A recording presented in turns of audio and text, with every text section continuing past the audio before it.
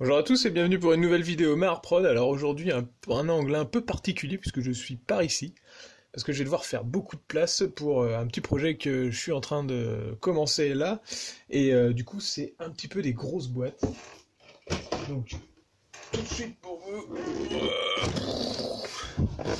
c'est le Munitorum Munition Hub, donc pour Kill Team, que j'ai récupéré avec un prix assez avantageux, donc du coup j'ai craqué un petit peu hein, quand même. Et pour l'idée, bah, c'est de encore compléter ma table et potentiellement d'en faire une deuxième, dans le sens où j'ai besoin souvent d'aller dans des conventions ou alors de faire des parties avec les potes. Et pour ça, forcément, vous imaginez bien que la table 4 plateaux que j'ai faite, elle est très bien, mais elle était faite de base pour être quand même relativement statique, c'est-à-dire je l'ai transportée deux fois pour un tournoi puis pour une convention, histoire de comment de montrer un peu ce que j'avais fait et tout ça. Mais elle est vraiment pas faite pour bouger plus que ça, hein, même si c'est solide, ça y a pas de souci, mais elle est vraiment faite à la base pour rester statique dans une salle de jeu, avec les décors posés dessus, et voilà, un peu en mode exposition. Là, avec ça, ce qui va être pratique, c'est que faire qu'une table avec plein de containers, et éventuellement quelques petits éléments, donc comme la grue ou les trucs comme ça. Mais les containers, ça va se ranger assez facilement, peut-être même dans cette boîte-là, empilés les uns sur les autres. Et puis à côté de ça, bah, un tapis qui se déroule et hop, vous êtes prêt pour partir même à l'autre bout du monde et puis faire des parties avec qui vous voulez. Donc voilà. C'est pas que je vais partir en voyage avec mon tapis de jeu et de quoi faire une table, mais on sait jamais. Donc voilà. Donc là on va. Ah oui, il y a le petit collant qu'il faut enlever. Voilà. Et donc. Alors c'est pas que je découvre en même temps que vous, hein, pour une fois là, puisque c'est des grappes qui sont quand même relativement connues. Puis en plus j'ai déjà fait des vidéos sur les éditions de containers, et ça fait un sacré bordel, hein, avec normalement donc 10 containers, c'est-à-dire il y en a un par grappe, de toute façon on les connaît déjà, 2, 3, 4, 5, 6, 7, 8, 9, 10, donc il y a bien les 10. Et puis après par contre moi je connais pas ces grappes là, alors ça fait longtemps que j'avais envie d'investir dans les grues, hein, mais j'en avais fait une moi-même de mon côté, alors c'est bien bloqué. Je pense qu'une fois que c'est sorti, c'est impossible de les remettre. Donc je vais sortir. Voilà. Le bon petit kilo de grappe là. Donc, sachant que, pour la petite histoire, j'ai donc le pack hub machin ici, qui allait avec une pack de containers complets comme ça. Donc j'en ai 3 autres dedans, donc j'en ai quand même 13 à faire, plus les modules grues qui vont avec. Et je pense que je ferai l'économie de faire ce genre de truc, parce que ça j'en ai soupé, j'en ai fait des tas, des tas, des tas. J'en ai déjà suffisamment assez, donc je pense que je vais revendre les petits éléments comme ça, avec éventuellement en garder juste quelques-uns, mais bon, peut-être en faire un de plus. Mais allez, mais franchement, j'ai vraiment pas envie de peindre ça. Donc voilà, j'ai encore cette plaque. Donc là, on a les 10 containers qui sont là, que je mets à côté. Et par contre, ça, je découvre un peu. Euh, donc j'ai une grappe comme ça qui doit être la grue, c'est-à-dire avec les grands palans ici. Et la grosse chaîne là, qui est bien parce qu'en fait, elle est assez comblée, hein, histoire d'être assez solide, je pense. Si vous mettez de la chaîne, à part si c'est de la chaîne d'accastillage, donc c'est-à-dire, pour ceux qui connaissent pas le mot, de la vraie chaînette du style comme ça là, que vous pouvez trouver dans les bons magasins de modélisme. Mais à part si vous mettez ça, il n'y a rien qui soit assez solide en termes de jeu, puisque c'est pas des vrais maillons, donc autant que ça soit des maillons soudés. Toujours le petit côté gothique et tout. Alors ça, c'est un truc que par contre j'avais récupéré en pièces détachées, donc j'en ai déjà un qui est ici, et donc je pense que je vais pouvoir faire la petite conversion de le coller sur un container. Peut-être que je referai un container raccourci pour le coller dessus et qu'il puisse éventuellement avec des systèmes d'aimants se coller au bout de la grue pour faire des petites installations scéniques qui puissent être sympas. Donc voilà, j'ai ça en plus. Donc là, on a les côtés de la grue, et puis ça doit être un des types moteurs. Je sais qu'on peut faire plusieurs options.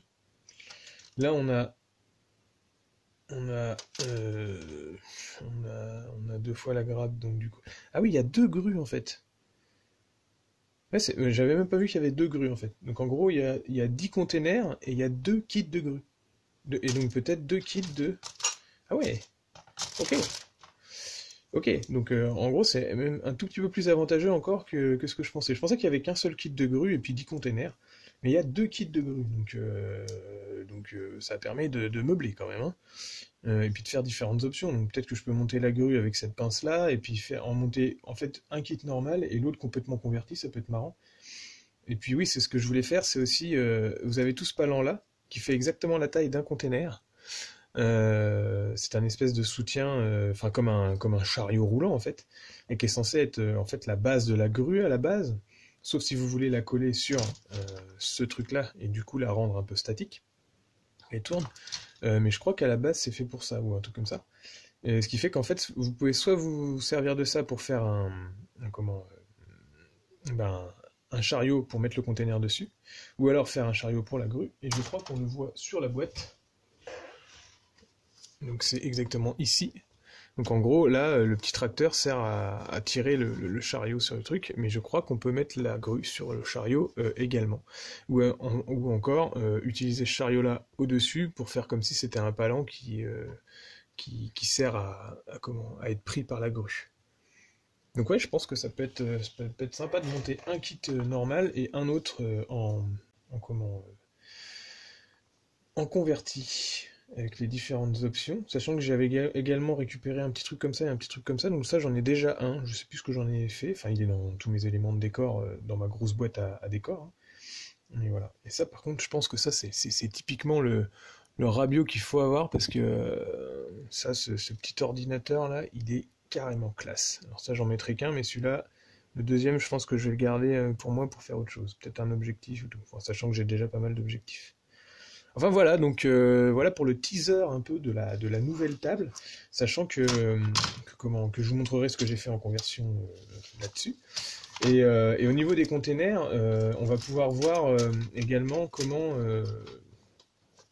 on peut peindre le container avec une autre technique que celle que je vous avais déjà montrée. Donc sur les vidéos que j'ai déjà fait, que je vous invite à aller voir, je vous avais montré comment peindre rapidement un container avec donc des bombes de peinture, de couleurs différentes, et puis ensuite à faire des techniques simples à la main. Là, on va pas passer sur l'aéro, hein. Je continue de rester sur des tutos et des vidéos qui soient abordables en fait pour tout le monde, et tout le monde ne peut pas se payer un aéro.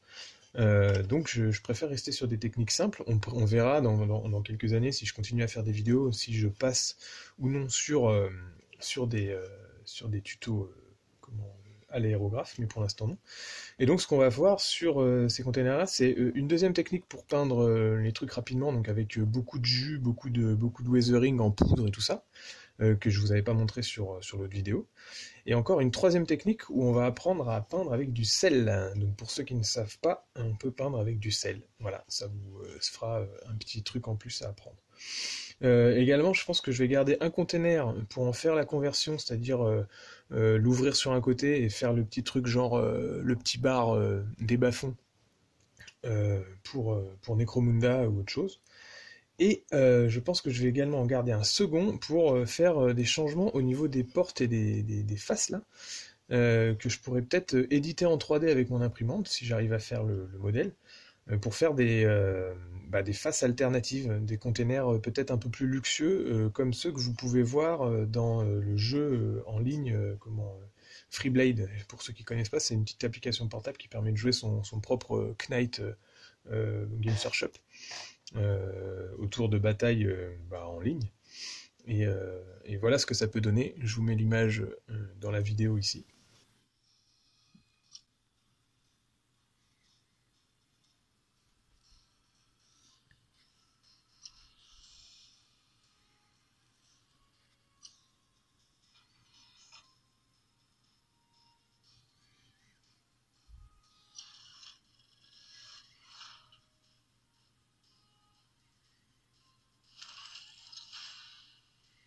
C'est des vidéos, enfin c'est des containers clairement plus luxueux, du style, je sais pas, container d'envoi de reliques, ou alors ou carrément un container d'envoi de personnel, j'en sais rien. Enfin, j'aimerais bien avoir un visuel un peu différent. Donc voilà, ben, beaucoup de boulot, beaucoup de plastique à, à travailler. Et puis j'espère que ce teaser vous a plu. Dites-moi dans les commentaires si juste ce petit genre de vidéo peut vous plaire. C'est vrai que ça présente pas grand-chose et ça vous apporte pas grand-chose, mais au moins ça vous fait un petit tas d'avancées sur ce que je vais faire plus tard, sur la chaîne et tout. Merci à tous de me suivre, n'hésitez pas à vous abonner et puis à commenter mes vidéos. Et à bientôt pour d'autres tutos et d'autres reviews figurines.